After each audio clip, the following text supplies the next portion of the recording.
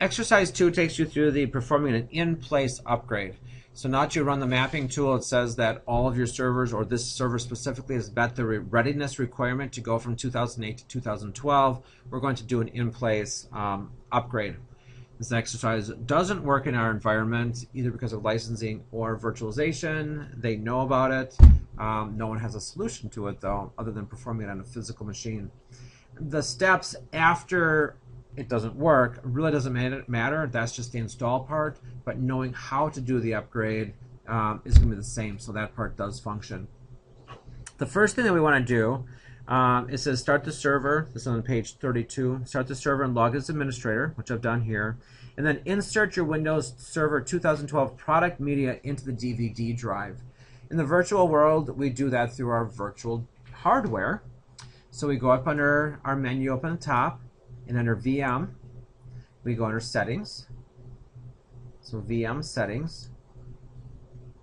That's just the way I do it. I know there's other ways of doing it as well.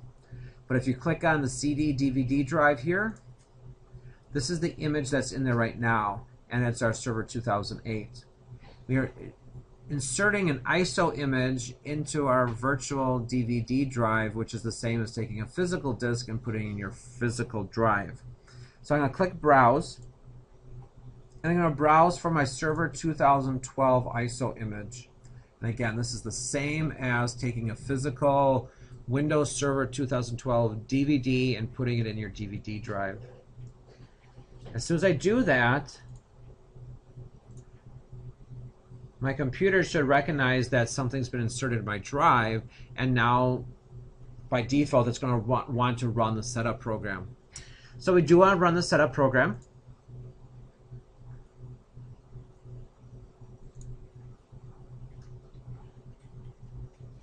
And it comes up to the install that looks just like you would doing a full install of 2012. In fact, it looks very similar to the install that you did already in Server 2008.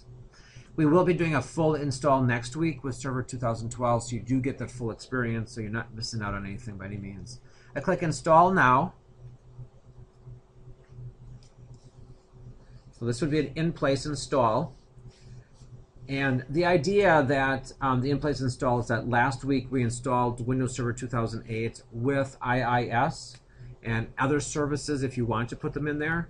What that would do then is carry those all over and do those upgrades as well. So if this was a web server, an IIS server, and then you did an in-place upgrade to 2012, it would remain a web server and remain all those features and functions. So you wouldn't have to like reinstall and redo the applications and services as well.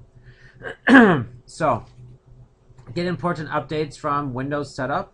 Go online to install the updates now. Yes, we will do that.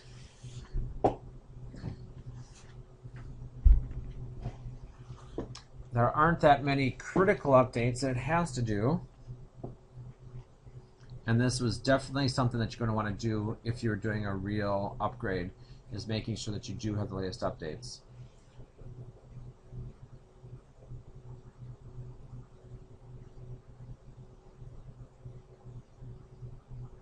Now it's going to ask you what version. Server 2012 essentially has 2 versions as opposed to, I don't know, the 3 or 4 versions that Server 2008 had. I think there was like Standard Edition, Enterprise, Data Center. I thought there was one more. Maybe there's only 3. But on Server 2012 you only have Standard Edition and then Data Center. Standard Edition is what is standard, what everybody's been using. Data Center excuse me. And data center is really for very, very large data centers. We're not going to be using that at all. You do have 2 options for each of them, though. You have a GUI install and a core install. Core is trying to eliminate much of that graphical user interface and all the resources that they entail and all the security risks that are kind of there because of the extra applications. Server core is a window with a command prompt, and that's all you have for managing your server and interacting with your server. There's no start button, there's no control panel in that sense. You have to do everything through command line. We will be working with both of those eventually. For right now, we would want to choose server with the GUI. So the standard evaluation, server with the GUI. You click next. You read the whole Microsoft license agreement again. and you click Next. And this is where you'll be doing your upgrade then. So installs Windows, but keeps all your settings, applications, users, everything. And at this point, I get a compatibility report issue saying that you can't upgrade from this version to that version, even though everything else says you can, including the book and documentation. So at this point, it does the same steps though. It copies the files, expands the files, and initialize the installation and goes through the whole install process, and it's just done. So there really isn't any more interaction after that.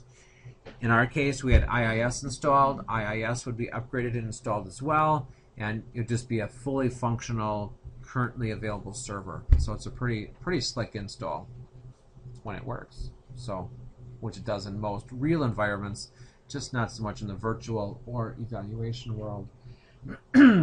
Questions on the second exercise? So only going up to number 8. Essentially, yep. The rest of the exercises really just have you go in there and make sure that the IIS is still there, and then showing you around the server a little bit. And then we'll take a look at that probably next week when we actually install our own 2012. So that, yeah, was it take you through 8, you said?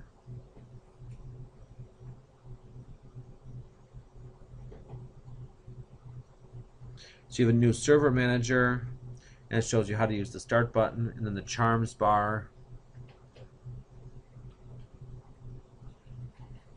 Okay. So go ahead and do those 2 exercises. Work through those. It doesn't take very much time to do it, but it's a good practical experience. In addition, then we'll take a look at your lab sims, and you need to work with those as well. I'll open up the learning plan so you can see those.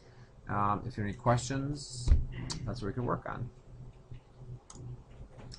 I'm just going to show you Server 2012 just because this section does talk a little bit about it.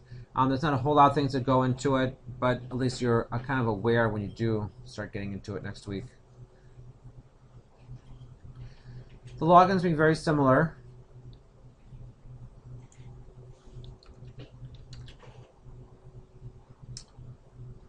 Wait here.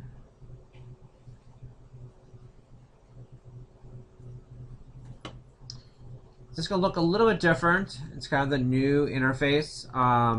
We have the Control Delete again to log in. So Control Alt Insert will bring my Server 2012 login, and then the password would again be the same, just the password wherever you signed. In my case, it's capital PA $$W0RD.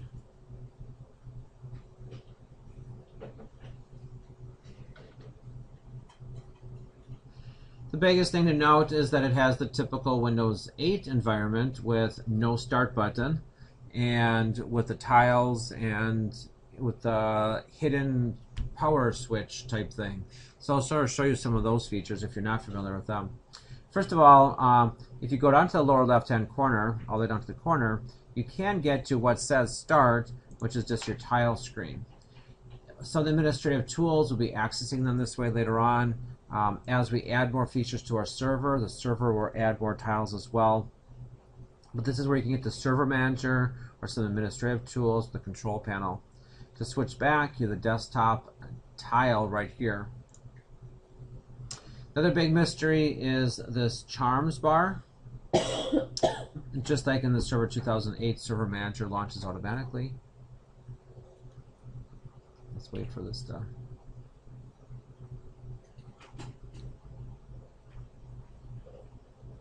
get all the way.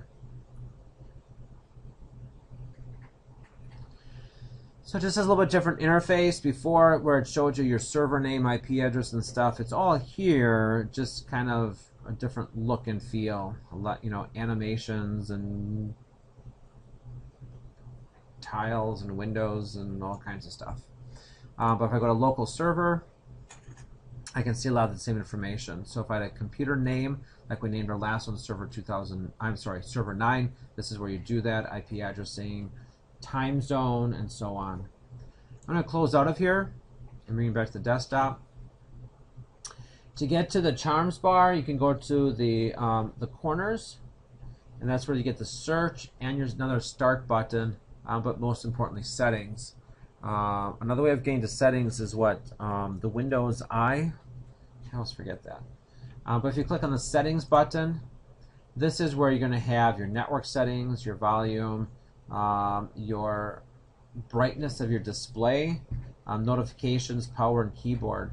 Power is probably the most important one. How do you power off this thing? From this screen, you have no idea. You go to the start button, and there's no, anything. I still can't log off from here or shut down. This is how you do it. You go down to here, open up settings, and then go to power. Once you have power, you have shut down or restart.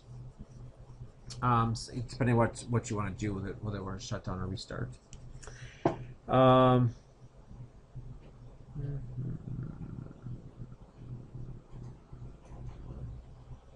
If you're looking for an application, they just tell you to look for Paint just on your start screen. If you start typing in Paint anywhere, it'll bring you to the Paint program. Type the background, press the down key twice, and enter for related search words related to the background. And they also introduce you to PowerShell. PowerShell seems to be replacing the command prompt in the Windows world. There are still some commands that require the command prompt, so you might have to do command and PowerShell. If you click on PowerShell down here at the bottom, it looks like a command prompt window, but it's not. It actually has a PS on there for PowerShell. If you want to get to command prompt, you type in CMD to get to a command prompt. Don't worry about that. That's not where we're going. And you can exit the command prompt and then exit PowerShell. A lot of the commands are the same. You can do a directory. They're just going to look different in PowerShell or do different things in PowerShell. Some commands have to be in PowerShell, some have to be in command prompt, some work either way, and that's where it gets a little confusing. But just being aware that PowerShell is there. Another way to shut down is from PowerShell. So instead of having to go down to the charms bar, settings, power, shut down, you can just type in shutdown / and now this is where you have an option of either doing a restart for a /R or a shutdown with a /S. And you do have to give it a timeout. So /T and then a space and then some number. So 30 seconds, 1 second. Somebody said they looked it up once and you can set it up to the number equal 10 years or something. That would just be weird, So it just shuts down 10 years from now. I'll set to 1 second. It does the same thing as hitting the power button, and it shuts down your server. So you don't have to do those exercises, but just being aware of where some of the things are. You're not going to remember the keystrokes especially, but if you can remember how to navigate to get to the tiles bar, the start page, or the settings bar, the charms bar as they call it, those two are the most critical and important. The rest we'll sort of work through as we need to.